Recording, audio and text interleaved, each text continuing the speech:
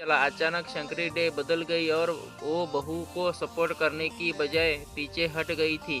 यही से वंदना और उसकी सास के रिश्ते में खटास आ गई थी। वंदना ने बनाया खौफनाक प्लान। अब वंदना के मन में कुछ और ही चल रहा था। वो अपनी सास और पति को रास्ते से हटाने का मन बना चुकी थी। उसके दिमाग में रात दिन बस यही चल रहा था कि कैसे उन दोनों को रास्ते से हटाया जाए।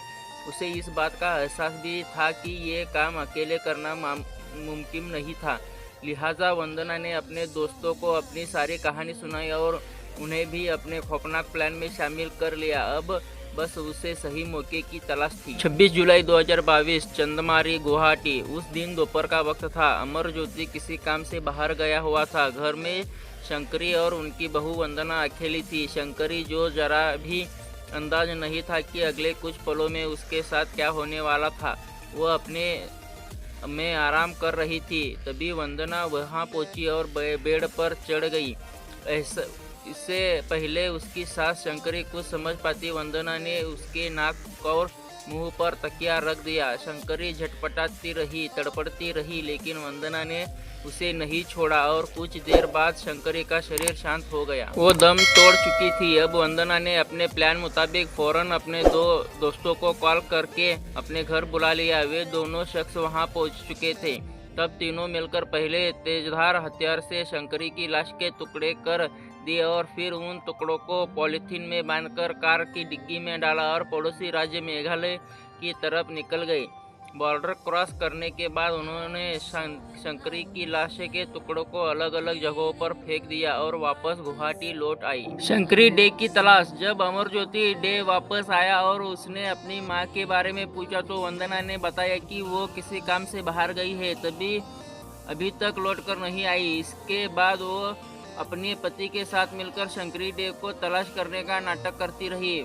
वक्त बीतता जा रहा था। अब वंदना को उस मौके का इंतजार था जब वो अपने पति को रास्ते से हटा सके। इस दौरान वे शंकरी को तलाश कर रहे थे, लेकिन पुलिस के पास नहीं गई। अगस्त 2022 नरेगी गुवाहाटी। पुलिस के मुताबिक आखिर वंदना को 17 अगस्त के दिन मौका मिल ही गया था जिसकी उसे तलाश थी। उस दिन अमरज्योति डे और वंदना नरेगी में अपने फ्लैट पर आए हुए थे। वे दोनों वहां अकेले थे। इसी दौरान वंदना ने अपने दोनों करीबी दोस्त को फोन करके वही बुला लिया। अब मौका मिलते ही वंदना ने अपने दोनों साथियों के साथ मिलकर अमरज्योति पर एक रॉड से हमला कर दिया। उन्हें उस पर इतने वार किए कि उसकी मौत हो गई। अब बारी थी लाश को ठिकाने लगाने की। लिहाजा उन तीनों ने शंकरी की तरह ही अमरज्योति की लाश के 5 टुकड़े कर दिए और फिर उन टुकड़ों को पॉलीथीन में पैक कर लिया। फिर उन 5 पॉलीथीन बैग्स को उन्हें कार की डिग्गी में रखा और मेघालय की तरफ चल पड़े।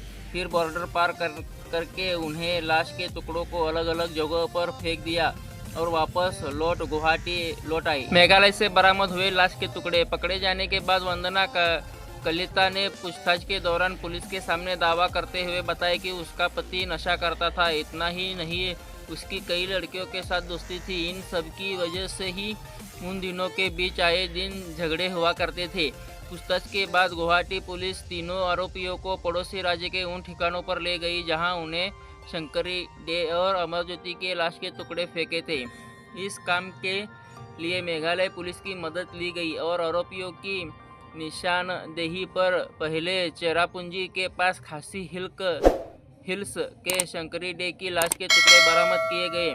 बाद में दूसरी जगह से अमरज्योति की लाश के टुकड़े भी पुलिस ने बरामद कर ली। हम सबूतों की बरामदगी। पुलिस ने इस केस की छानबीन के दौरान मुख्य आरोपी वंदना और छंती के मोबाइल फोन, लाश के टुकड़ों को ले जाने वाली कार, दोनों मृतदेह के एटीएम कार्ड, फटे हुए कपड़े और एक कंबल भी बरामद किया। ये वही कंबल था जिसमें शंकरी डे की लाश को लपेट कर लाया गया था।